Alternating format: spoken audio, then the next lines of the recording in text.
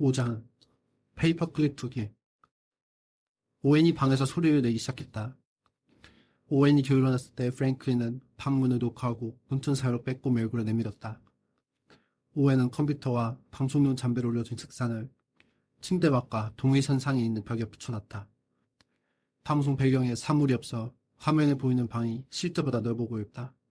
오웬은 방바닥 테두리를 따라 짜구리 LED를 달았다. 무지갯빛 불빛이 LED 위를 달리며 방 안에 있는 오웬을 겨우 알아볼 수 있게 해줬다. 프랭클린이 문을 열고 아무런 말도 하지 않았지만 오웬은 밤도 일어났다며 어둠 속에서 기지개를 켰다. 안방에서부터 쳐다볼 거니까 혹여나 있다가 방송하다 시끄러움 이야기해. 오웬은 말 대신 얼굴 위로 커다란 동그라미를 팔로 그렸다. 프랭클린이 문을 닫기 전 오웬이 제시카가 집에 있냐고 물었다. 프랭클린은 제시카 방문에 잠시 귀를 대고는 다시 오웬에게 돌아와 제시카는 방 안에 없다고 답했다. 그 이야기를 들은 오웬이 작은 표율을 내실었다. 간만에 방해꾼으로서 방송할 수 있는 날이구만. 프랭클린은 오웬 방문을 닫고 안방으로 향했다. 프랭클린은 눈을 감고 안방에 들어갔다. 앞이 보이지 않는 프랭클린은 자연스럽게 침대를 지나 서랍장에 갔다. 프랭클린은 눈을 뜨고 서랍장을 열어 확인했지만 코카인이라고 보일 만한 물건은 나오지 않았다. 순차적으로 프랭클린은 마지막 서랍장을 당겼지만 마지막 서랍장은 개방을 완강히 거부했다. 프랭클린은 마지막 서랍을 몇 번을 당겨보다 서랍 열기에 실패하고 나서야 마지막 서랍에만 있는 열쇠 구멍을 발견했다. 그는 열쇠 구멍을 검지손가락 끝으로 만졌다. 이 열쇠 구멍을 위해선 보통보다 작은 크기를 가진 열쇠를 찾아야 했다. 프랭클린은 가만히 방을 둘러봤다. 리우 부부가 사용했던 안방은 수많은 공간이 나누어져 있었다. 프랭클린은 쳐다보고 있는 침대 옆 서랍에서부터 침대 밑과 옷장까지 모든 공간이 크고 작은 수납 상자들로 채워져 있었다. 덕분에 안방은 원래 크기보다 더 넓어 보였다. 넓은 안방에 주저앉은 프랭클린은 수많은 수납 상자들을 쳐다보고 한숨을 내뱉었다. 이후 프랭클린은 자리에서 일어나 아래층으로 내려갔다. 그는 현관문 근처에 있는 열쇠 그릇을 확인했다. 자잘한 열쇠집이 섞여져 있었지만 서랍 열쇠에 맞는 작은 열쇠는 보이지 않았다. 간단한 열쇠 찾기 시도에 실패한 프랭클린은 하품을 하며 주방으로 갔다. 프랭클린은 습관처럼 커피를 만들기 시작했다. 그가 커피 메이커 전원을 누르자 커피 메이커에서 물을 끌어올리기 위한 거친 소리가 들렸다. 점심부터 눈에 뿔을 대는 먹구름 덕에 온 집안이 어두웠다. 누구도 불을 켜놓지 않아 주방에서부터 흘러나와 거실로 침입하려는 불빛은 어색하게 중단됐다. 집안에 감도는 침묵은 창문 밖 덤불에 쌓인 눈소리로 들리게 했다. 프랭클린은 창문 밖을 보며 먹물처럼 어두운 커피를 머그잔에 따랐다. 커피 주전자는 졸렬한 소리를 내며 머그컵 안으로 커피를 함유시켰다. 하얀 머그잔에 커피때가 묻어 적절선을 만들어 놓았다. 프랭클린은 그 선에 맞춰 커피를 따랐다. 프랭클린은 우유와 설탕을 거대 한참을 바라보다 아무것도 넣지 않고 다시 제자리에 놓았다. 프랭클린은 식탁에 앉아 유튜브로 잠긴 사람 연을 보고 검색했다. 프랭클린은 여러 동영상 중 짙은 오렌지 머리와 수염을 가진 남자가 설명하는 영상을 재생했다. 서랍 자물쇠 따는 법을 설명한 남자는 얄쌍한 팔에 대비된 볼록 나온 배와 하얀 피부에 수많은 트러블을 가지고 있었다. 방치한 수염이 그나마 피부 염증을 가렸다. 그는 한쪽 코가 막힌 목소리로 가장 기본적인 원료부터 설명했다. 열쇠 구멍 안에는 작은 쇠막대가 수직으로 여러 개 놓여 있습니다.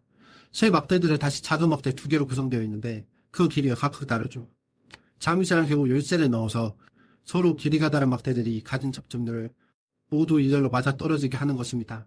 그림을 통해서 다시 설명드리죠. 그는 종이에 자물쇠 내부를 그려 설명했다.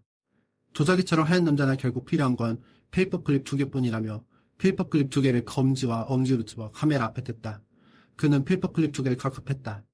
그는 첫 번째 클립은 열쇠 구멍 속 새 막대 중 바닥을 평평하게 깔아준 역할이고 나머지 하나는 막대를 구성하는 2개 중 막대들이 있는 빈틈을 찾아 일렬로 정렬시키는 역할이라고 설명했다. 그는 실제로 평평하게 펴진 클립 2개를 서랍 자물쇠 안에 넣었다. 그가 평평한 클립 하나를 자물쇠 밑에 넣고 그 위에 다른 평평한 클립을 넣었다. 그는 차분히 위쪽 클립을 흔들며 끝까지 두 번째 클립을 넣기 위해 노력했다. 가뜩이나 하얀 피부를 지닌 동문서 속 주인공 얼굴이 쉽게 당혹빛으로 물들어버렸다.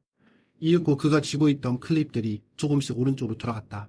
그와 동시에 얼굴에 몰려있던 압력이 빠져나갔다. 동문서를 담은 프랭클린은 방으로 향했다. 아무도 없는 자기 방에서 공허하게 강의 내용이 흘러나오고 있었다. 프랭클린은 강의 채팅창을 열어봤다. 아직 프랭클린을 찾는 메시지는 없었다. 그는 강의를 뒤로하고 책상 서랍장을 열었다. 프랭클린은 정리되지 않은 서랍장 안으로 손을 넣고 욕조에 들어간 어린아이처럼 서랍을 대충 휘젓기 시작했다.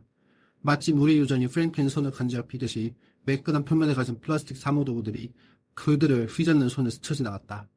한참이나 혼란스러운 서랍소에서 뛰노던 프랭클린은 마침내 선액과 같은 작은 종이 상자에서 페이퍼 클립을 발견했다. 그는 그가 서 있는 방과 서랍을 번갈아 보며 봤다. 그는 서랍을 닫았다. 프랭클린은 마지못해 침대에 이불이라 정리했다. 이불 위로 윌리스가 만든 동상이 봄고 솟아올랐다. 프랭클린은 페이퍼클립 2개를 펴서 긴 쇠침 2개를 만들었다. 프랭클린은 팡팡한 페이퍼클립 중 한 개를 동영상처럼 열쇠 구멍 가장 밑에 넣어 열쇠 속 세막대의 가장 밑부분을 지지하게 만들었다. 그리고 그는 나머지 페이퍼클립을 중간쯤에 넣어 쇠기둥들 사이에 있는 빈틈을 찾으려 시도했다. 하지만 프랭클린은 영화에서 나오는 좀도둑만큼 쉽게 성공하지 못했다. 착부와 위쪽 클립이 막대들 사이 빈틈을 일렬로 만들지 못했다. 이내 프랭클린은 연신 손무채질을 하며 공기를 그가 입고 있는 옷 안으로 밀어넣었다. 그는 방 안 난방기가 켜져 있나 확인해보지만 아무도 사용하지 않는 안방에 난방을 켜놓은 사람은 없었다. 안방 문 뒤로 오목하게 오웬이 진행하는 방송 소리가 들려왔다. 오웬은 어찌나 열변을 토하는지 두꺼운 나무문을 통해서도 그 소리가 진동으로 전해졌다. 그럼에도 이상기후, 이건 진짜 문제예요.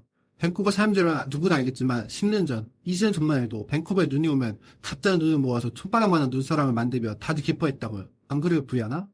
오웬이 어이없다는 듯이 웃음을 내며 열변을 토했다. 이어 브리아나는 자기의 의견을 공유하며 이상기후뿐만 아니라 이에 무관심한 기성세대들에 대해 공격적인 견해를 나눴다. 맞아, 생각해봐. 자기들은 누릴 거 다 누렸지. 프레온가스다 아무 생각 없었던 세대라고. 환경은 환경대로 파괴하고 거기서 얻은 이득으로 돈을 독점한 다음 집값을 미치도록 삐어게 만들었는데 월급은 올릴 생각도 안 해. 그래놓고서는 그 월세도 못 내는 Z세대가 일머리가 없다고 맨날 비애당대는 게 말이 돼? 그녀는 Z세대를 말하면서 젠과 G 사이 발음을 엿가락처럼 길게 늘려 조서를 내뱉었다. 한참을 그들이 하는 얘기에 집중하는 프랭클린은 다시 열쇠 검사 영상을 봤다. 짙은 오렌지빛 머리카락을 가진 남자가 열쇠를 열려고 시도하며 얼굴이 다시 붉어지는 모습을 보고 프랭클린은 다시 자리 잡았다. 프랭클린은 어깨와 몸을 한번 털고 다시 작업을 시작했다. 이번에는 첫 번째 막대 사이에 있는 접점을 찾았는지 흔들던 위쪽 페이퍼 클립이 조금 더 들어갔다. 어느새 프랭클린 이마에는 땀이 송골송골 맺혔다.